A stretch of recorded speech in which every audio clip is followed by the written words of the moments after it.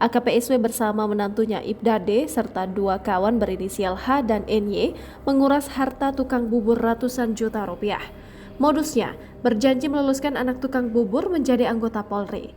Wahidin bahkan terpaksa menggadaikan rumahnya lantaran hartanya telah dikuras. Kuasa hukumnya Harum menjelaskan saat berperkara AKP SW adalah anggota Polri dan menjabat sebagai Kapolsek Mundu di wilayah hukum Polres Cirebon Kota. Tindak permintaan dan juga transaksi penyetoran itu juga diduga dilakukan di kantor Polsek Mundu. Harum menjelaskan AKP SW pertama kali meminta Wahidin menyetorkan uang senilai 20 juta rupiah di Polsek Mundu pada awal tahun 2021. Dia mengatakan AKP SW saat itu berada di ruang kerjanya bersama seorang wanita berinisial NY yang diduga merupakan oknum PNS bagian SDM Mabes Polri dan merupakan jaringan AKP SW. Pada saat itu AKP SW memerintahkan Wahidin menyetorkan uang kepada NY di ruang kerjanya di Polsek Mundu.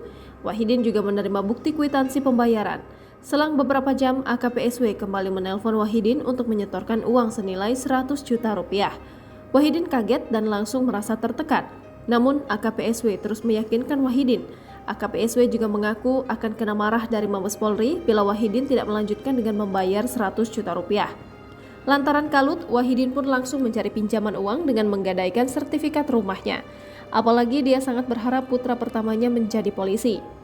Uang 100 juta rupiah itu disetorkan oleh Wahidin kepada NY dan oknum polisi D berpangkat Ibda yang merupakan menantu dari AKP SW. Atas perintah AKP SW, Wahidin mengeluarkan semua uang yang dimilikinya kepada orang-orang suruhan AKP SW.